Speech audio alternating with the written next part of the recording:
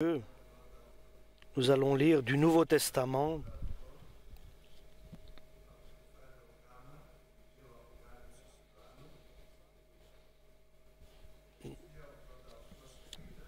Nous allons lire du livre de l'Apocalypse de Saint Jean et verset 7.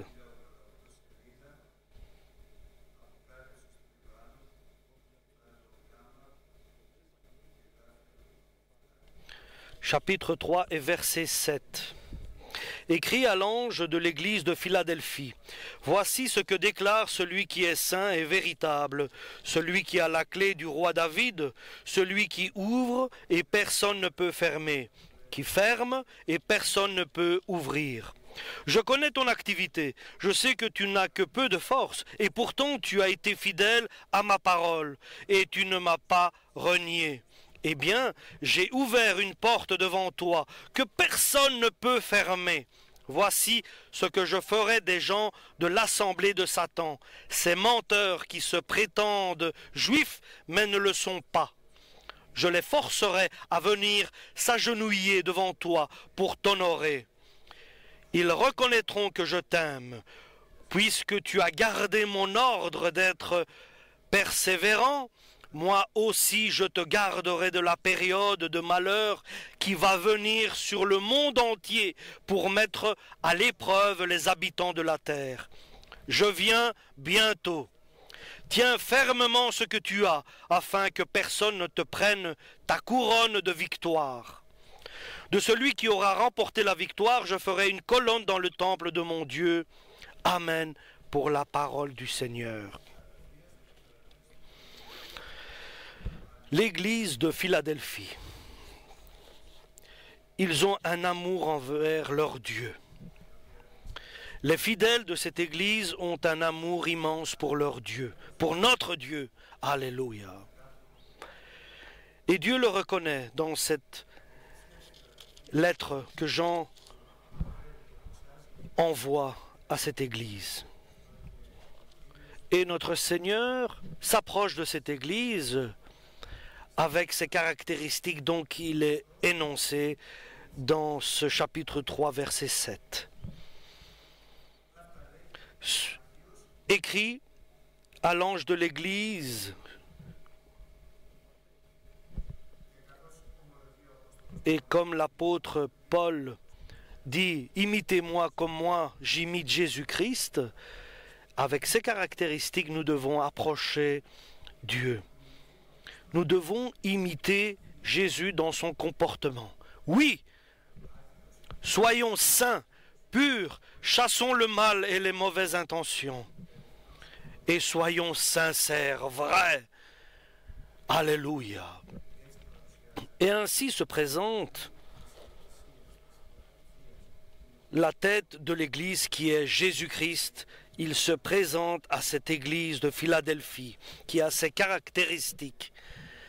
Et Dieu, par Jésus-Christ, il donne le message à l'ange, qui est bien sûr le pasteur. Ici, nous comprenons, il est le pasteur de l'Église, à l'ange de l'Église.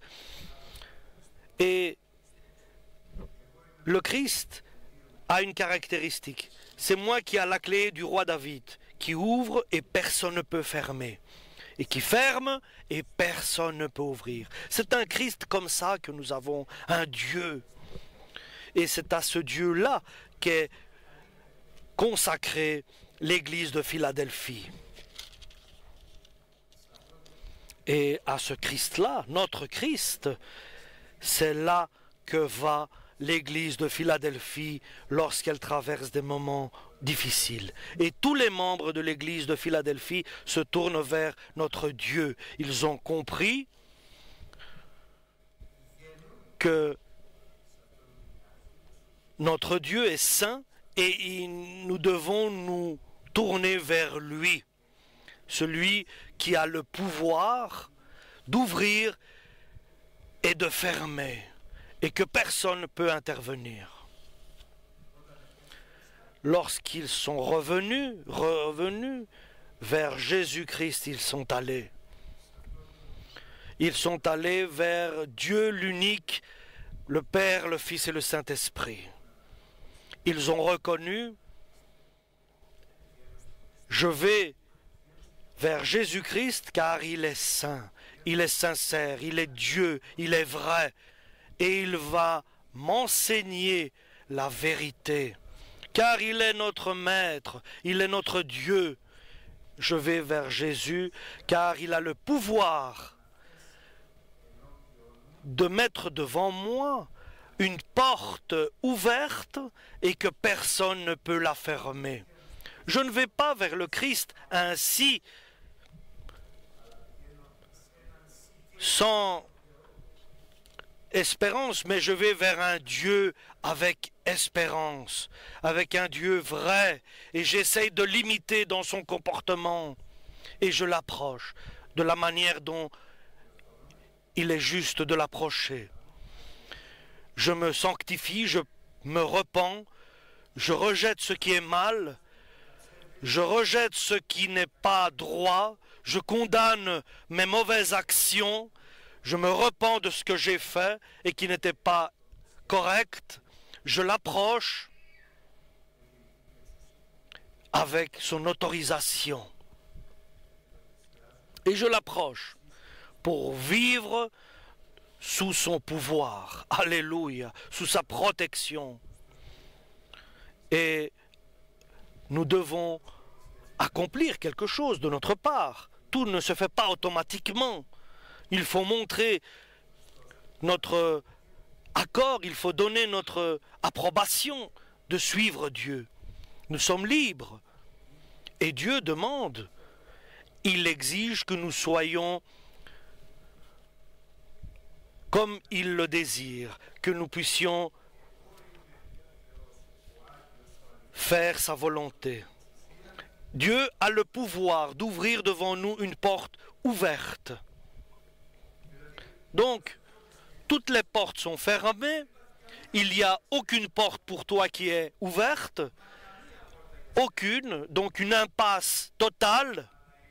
Mais moi, qui est le saint, dit Jésus-Christ, moi qui est le vrai dans mes promesses, et j'ai le pouvoir d'ouvrir devant toi une nouvelle porte que personne ne pourra refermer. Alléluia. C'est pour cela, viens vers moi, je suis ton Dieu. Allons vers Jésus-Christ, notre Dieu. Allons vers notre Dieu en faisant sa volonté. La sanctification, nous purifier avec le sang de Jésus-Christ et rejeter le mal, rejeter les mauvaises intentions. Et dans notre impasse, Dieu ouvrira une porte qui sera active. Et il explique, je connais tes œuvres. J'ai vu ta repentance, j'ai vu ton retour, j'ai entendu ta prière, parce qu'il sait tout, il voit tout, il voit ton cœur. Allons avec prière et sincérité et vérité, alléluia, et demandons que Dieu nous aide en le suppliant avec un cœur docile, ouvert. Dieu nous attend. Dieu nous attend jour et nuit. Alléluia. C'est pour cela, notre Seigneur, je connais tes œuvres, nous dit-il. J'ai entendu ta prière, j'ai vu tes larmes, j'ai vu la douleur de ton âme, j'ai vu ta crainte, j'ai vu ce que tu as traversé, tes échecs et ta souffrance, et je t'attends. Je t'attends que tu viennes vers moi pour que je puisse te donner et t'ouvrir cette porte active devant toi. Et apprends que maintenant, j'ai mis devant toi une porte ouverte et que personne ne peut la fermer. Alléluia. Et apprends que cette porte que j'ai ouverte devant toi, jamais elle ne fermera, seulement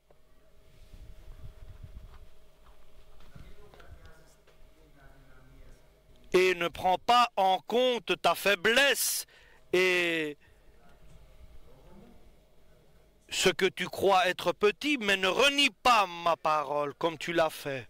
Et si tu es influencé par ta faiblesse ou parce que tu es petit et tu n'as pas de force et que tu arrêtes de garder ma parole et de la mettre en pratique, cette porte que j'ai ouverte devant toi se fermera.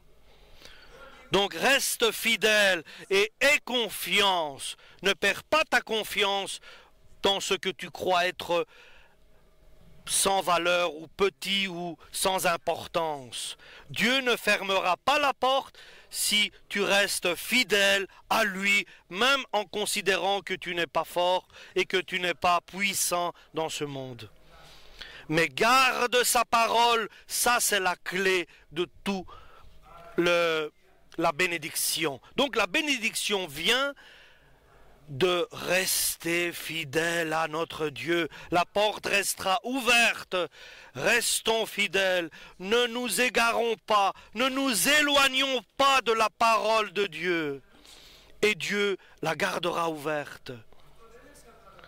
Et cela ne dépend pas de notre Dieu. La porte, si elle reste ouverte, cela dépend de notre comportement, de notre vie spirituelle dans ce monde. Ayons un cœur humble, ayons un cœur dans l'humilité, soyons simples, soyons bons.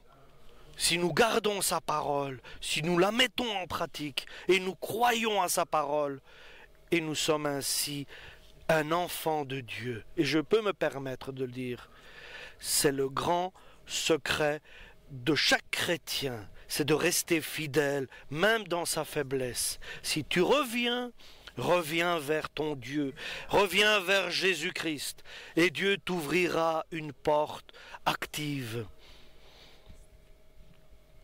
Et tu dois bien sûr rejeter tout ce qui ne plaît pas à Dieu. Nous savons ce qui ne plaît pas à Dieu. C'est écrit. Nous le savons, ce qui est le bien. Tout le monde connaît le bien, sait dire ce qui est le bien, ce qui est le mal. Et personne ne peut te dire pourquoi tu dois faire cela. Mais c'est ainsi. Dieu veut que tu deviennes saint.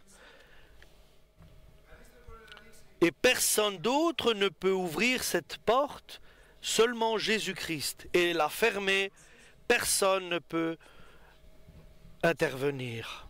Et je sais que dans mon impasse, seulement Dieu a la solution. C'est pour cela, je vais vers lui et je fais ce que lui me demande, ce qu'il plaît à lui. Alléluia. Et je prends soin. Quoique j'ai une petite force, je suis faible et je suis petit et je n'ai pas d'espoir à ma force personnelle, mais je prends soin de mettre en pratique sa parole, d'être fidèle à sa parole, et alors Dieu agira dans ma vie. Alléluia. Parce que je garde sa parole, je la mets en pratique, et je bénis son nom éternellement. Alléluia. Et n'ayons pas peur de confesser que nous sommes des enfants de Dieu. Témoignons que nous sommes des enfants de Dieu. N'ayons pas honte de le dire. C'est dans notre cœur que cela sort. Car nous savons que le trop-plein du cœur sort de la bouche. Confessons Dieu. Alléluia. Annonçons notre Dieu Jésus-Christ. C'est la seule mission que nous avons sur la terre. Alléluia. C'est de transmettre ce que nous avons reçu. Vous avez reçu gratuit, donné gratuit. Oui, gratuitement, nous avons reçu le salut. Et nous avons affaire avec un Seigneur qui sera dans notre vie, notre Maître, notre Dieu, notre Père. Alléluia. Et le salut sera là avec nous. Dieu nous aime éternellement. Nous serons bénis. Dieu nous donnera sa lumière. Et cette lumière va resplendir, éclairer, va être aussi pour les autres. Ce n'est pas nous qui donnerons le salut aux autres, mais simplement nous transmettrons la parole de Dieu. Non, le salut est donné que par Dieu. Nous allons seulement transmettre cette lumière que nous avons reçue.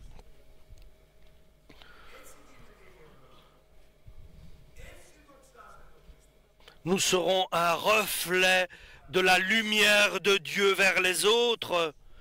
Alléluia, nous ne sommes pas nous-mêmes la lumière, c'est Dieu qui est la lumière. Simplement, nous reflétons sa lumière vers les autres en annonçant la bonne nouvelle. Et nos actes, notre comportement parlent aussi au nom de Dieu. Et ne pense pas que tu réussiras si tu ne vas pas d'abord vers le Christ.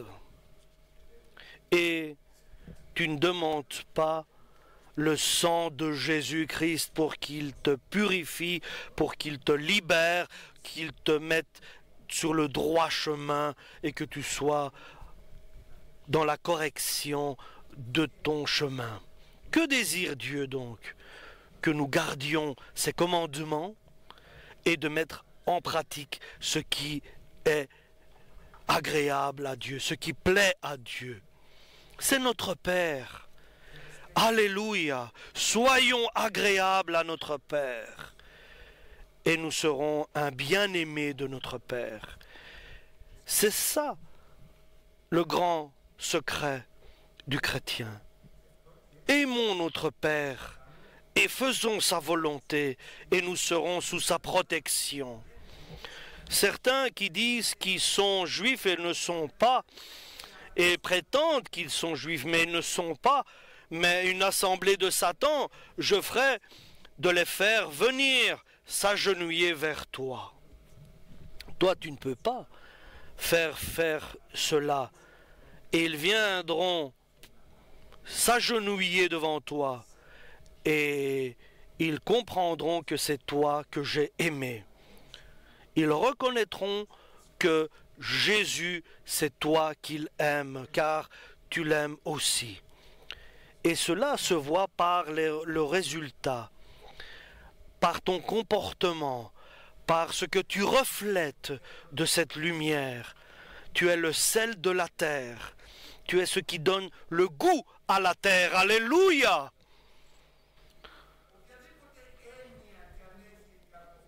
Et ce que tu accomplis ici sur la terre doit être suivi de la bénédiction de Dieu. Il nous a bénis dans toute bénédiction spirituelle et céleste. Alléluia. Il est écrit: je n'ai jamais vu un juste abandonné de la part de Dieu. Il est dit que quoi tu fasses, il sera une réussite de la part de Dieu. Il est écrit que tu seras comme un arbre qui est planté près d'un cours d'eau, près d'un ruisseau, et son feuillage ne ternit pas, car il aura toujours la source d'eau qui lui donnera la vie. Donc c'est la parole de Dieu qui nous le révèle pour que nous soyons fertiles spirituellement. Ce n'est pas de vouloir et de courir, c'est de revenir, de retourner vers notre Dieu. Et notre recherche, notre désir, c'est de nous libérer de ce qui est pour nous une idole, ce qui est nous plaindre, la colère, de tout ce qui ne fait pas le bien.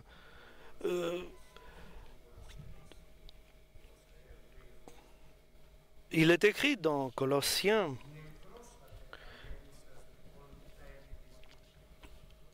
que ce que vous faites, qui est mauvaise intention, convoitise charnelle et la prostitution, tout cela, vous devez mortifier ces désirs. La colère, le blasphème, dire des mots déplacés ou grossiers, tout cela vous devez rejeter et habillez-vous du Christ. Soyez patients, pardonnez, soyez tolérants et pardonnez. Si quelqu'un a quelque chose contre un autre, qu'il le pardonne, comme le Christ nous a pardonné. Soyons comme lui dans le comportement. Pardonnons à ceux qui nous font du mal. Pardonnons à ceux qui sont contre nous. Et ainsi, nous serons un corps avec Jésus-Christ. Ainsi, la parole de Dieu habitera, demeurera en nous avec abondance et sagesse. Allons vers Jésus. Nous nous libérons de tout ce qui n'est pas la volonté de Dieu, qui est la vérité. Et Dieu nous enseigne, nous libère et nous dirige, nous éclaire, et il nous donne le fruit du Saint-Esprit. Et nous sommes prêts à confesser, à témoigner, à être le reflet de Dieu, le reflet de Jésus-Christ sur la terre. Le Christ agit dans notre vie. Dieu collabore avec nous dans notre vie. Et aujourd'hui, Dieu m'a dit non, il ne collabore pas, mais j'agis avec toi. Je travaille en toi. Ce que veut dire collaborer? Ça veut dire moi et toi. Nous collaborons, ça veut dire moi et toi. Nous sommes...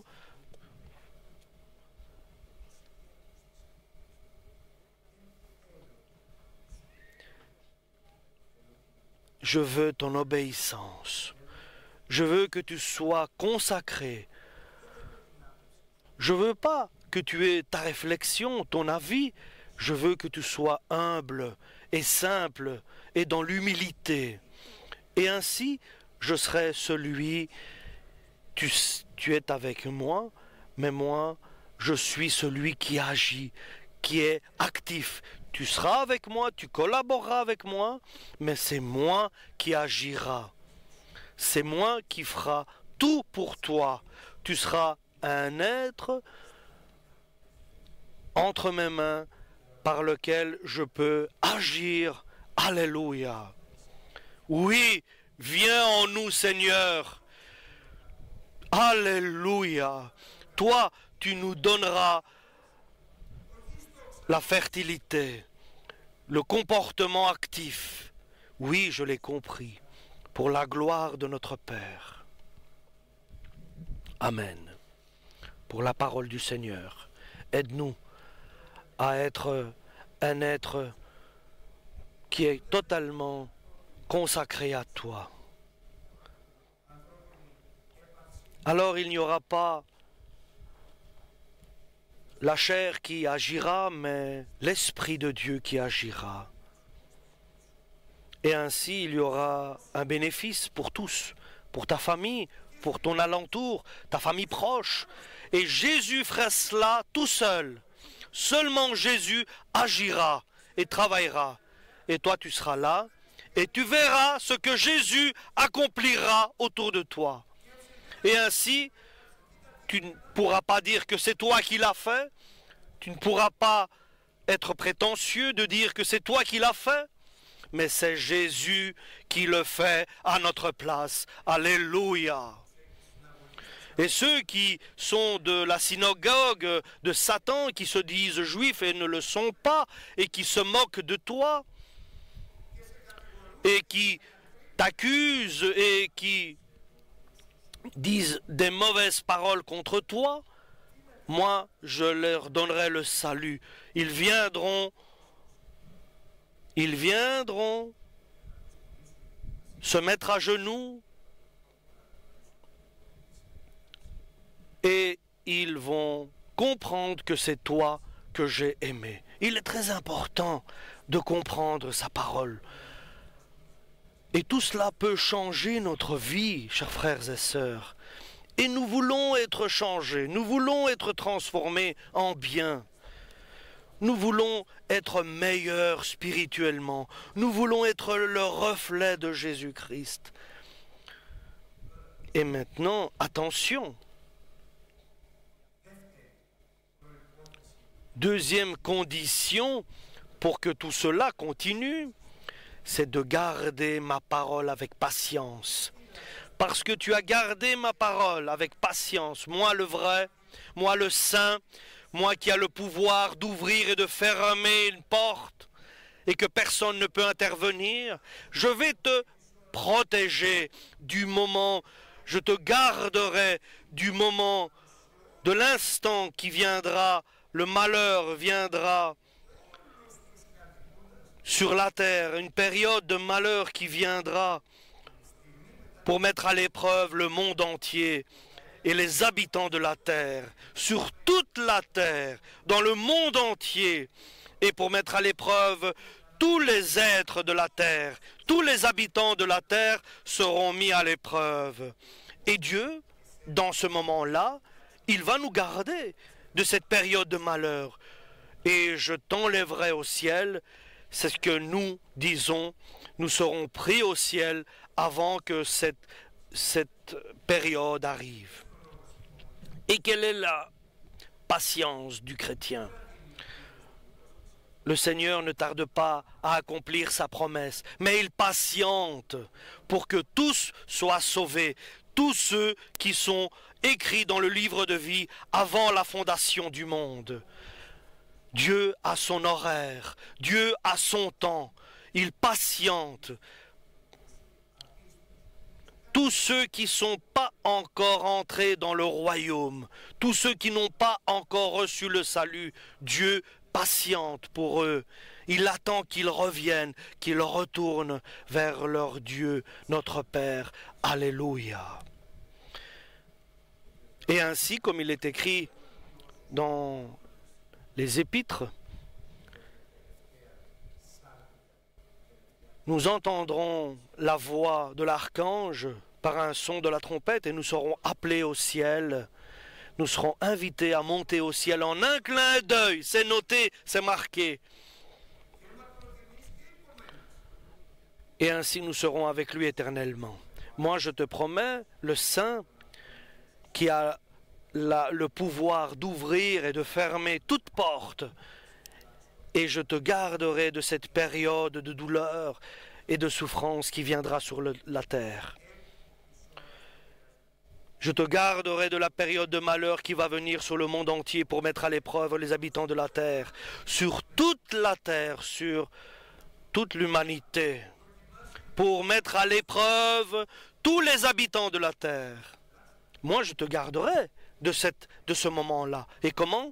Je te prendrai dans les airs, comme il est écrit en Thessaloniciens. Et apprends que je viens rapidement. C'est pour cela, troisième condition, garde ce que tu as, afin que personne ne prenne ta couronne de victoire, parce qu'il y a un risque de perdre ta couronne de salut. Si tu gardes ce que tu as et que tu ne le lâches pas, alors tu auras droit à ta couronne de victoire, de salut. Ne cherche pas dans ce monde autre chose. Ne sois pas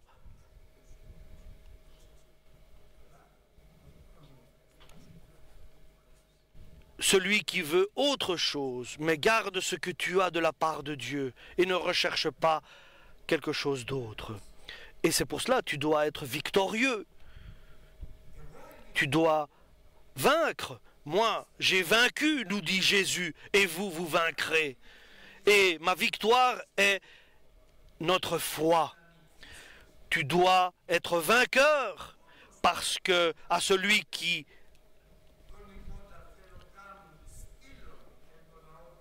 sera victorieux recevra